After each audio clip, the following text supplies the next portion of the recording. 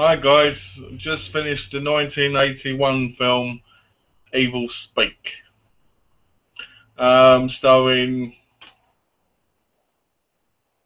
Clint Howard, R.G. Armstrong, Joseph Cortez, Claude L. Jones, Hayward Nelson, Don Stark, Charles Tyner, and directed by Eric Weston. Basically, the film is about Stanley Cooper Smith, basically. Um, So basically, the film starts off in 16th century with a guy named called Esteban. I always got his name wrong even when I tried figuring it out in the film. In 16th century, and it goes from a ritual to being a sacrifice, and basically a woman gets her head cut off. Yeah, that's a good way to start a film. And it goes back to modern day. I'm guessing 1980s because that's when the film was made. To a military school kind of place. And let's see, can I remember what the title is? It's Strict Military Academy, sorry. And basically, Copper Smith gets bullied by the other kids. Well, the other guys there, because they're not really kids. They bully him and they pull his pants off. They just make his life a living hell.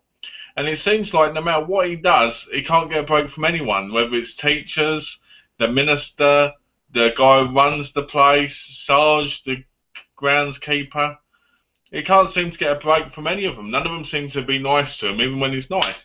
The only nice person to him is I'm guessing, because there was no other black guys in it. I'm guessing that was supposed to be kind of like, because they didn't like him either. So I'm guessing they both kind of, I don't know. Maybe it's my imagination, but it just seemed like he was the only person in there.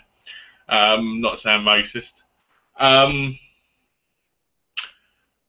the food person, the cook, was nice to him basically. So he's getting bullied and basically stumbles. He ends up getting made to clear the cellar out, and he accidentally touches a brick that goes through. So he goes into this room, and it's basically a ritual room. So basically, he finds this book. He starts reading it. He puts the thing in his computer. He puts the titles in and translates it. And it's basically 16th century not God worship, Satan worshipping. And basically, what's happening is the person is pledging their allegiance to Satan and everything in the book. So he's told that he can't be on the computer longer than he needs to. So I don't know where he gets it from, but he steals the computer and puts it down in the cellar. Now I don't know how he gets electricity, but I don't think he meant to think about that. So he starts doing things down there, and he starts trying to do a ritual. Well, he ends up losing his book to the secretary because he doesn't know where it is.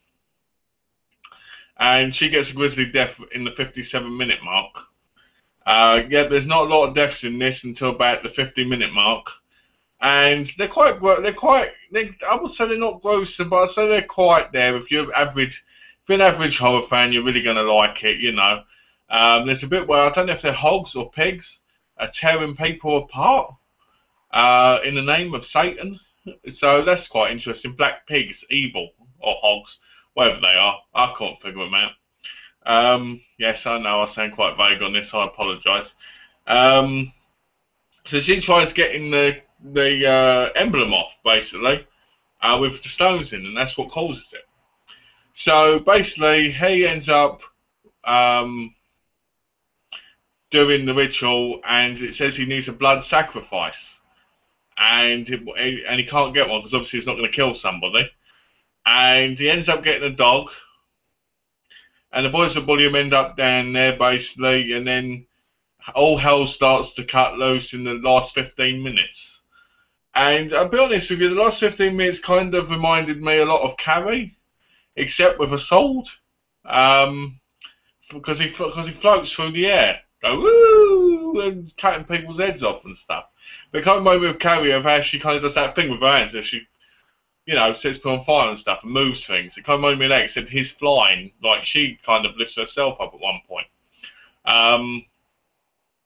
The ending was quite action-packed, but I found the whole thing itself quite disappointing. I expected more from a film that had such a big reputation for like the video nasty era. Um, I'm not sure if it was one or not, but I know it was either one or it was close to being one.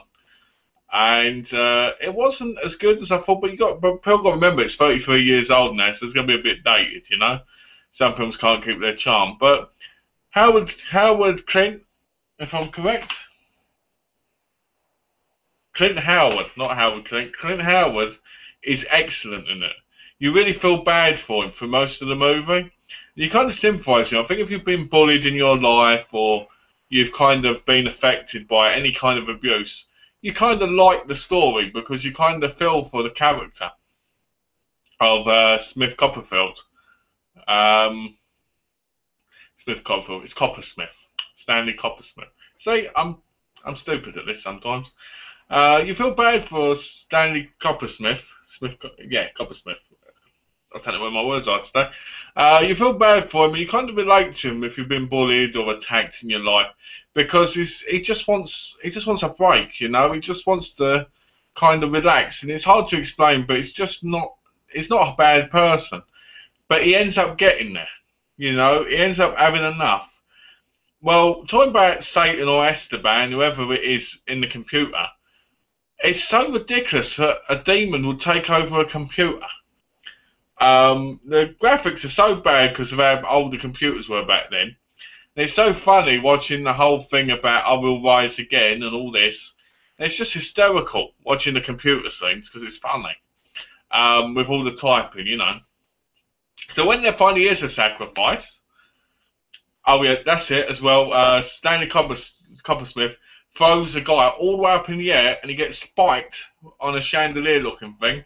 Right, before he's even taken over. So how the hell did he do that? That was impressive. I wish I could do that. You know, for someone like boom in the air. So where were we? Oh yeah, so basically the computer has the evil demon inside it. And once the sacrifice happens, basically Esteban's crypt blows up basically. And you see Stanley Coppersmith kind of change, his eyes go dark kind of thing, and then you see Esteban's head badly projected on it going, I will serve you forever, master, kind of thing. And then you go back to Stanley Coppersmith, and then he goes around flying for about 15 minutes, killing people. So, and then right at the end you get a bit of text after everybody's dead, saying basically he was in a mental asylum. And then to scare you, yeah, I guess this is spoilers really, but it's a review, you know, what do you expect, I guess. Well, the review, a thing comes on the computer screen saying Stanley Coppersmith will return. Now, I don't know if there was meant to be a sequel. It would surprise me, and I don't think there was one. And I can see why there wasn't one. If there was one, then I've never heard of it. And it would really surprise me. But they could easily make one now with him as an old man. And kind of have it where his son has got the demon inside him of Esteban. But I don't know, you know. The film itself, I kind of enjoyed it. I mean, it was made in 1981. And it was fun. It was fun, but it was slow. But I think it was slow in the fact we were getting to know Stanley Coppersmith and know what his problems were, you know? I mean, it's a bit where he has a dog and then it comes to a gruesome fate and you're just like, this guy just can't get any break. He just needs love. And then you find out his parents died in a car crash and you're just like, oh, what a poor guy.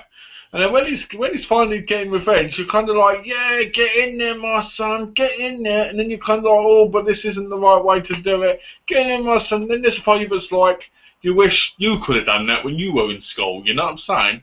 Everybody that annoyed you, you just cut their head off, you know? So it's kind of funny because you kind of relate to him and he's kind of a sad kind of person, but then at the end you feel bad when you find out he's in the asylum. But yeah, it's a good film. It's hard for me to rate, to give it a ranking or rating, star rating, because I liked it, but at the same time it was lackluster in a lot of senses. I mean, you only really start getting the murders happening after about the 50-minute mark. So to me, it was more about getting to know the characters before all the shit goes down, basically.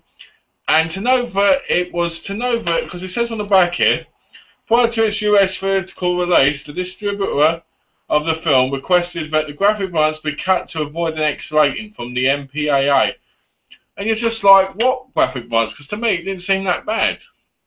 But like I've said in other reviews, I'm sure back then it was a lot worse. So anyway, I'd give it a 3 because I did enjoy it. I found it exciting at the end, and I found it to be really good. But I think it's one of those films you have to sit down and you really have to watch, and you have to kind of like development and not just gore and somebody attacking and evil, because it's kind of a demonic kind of film.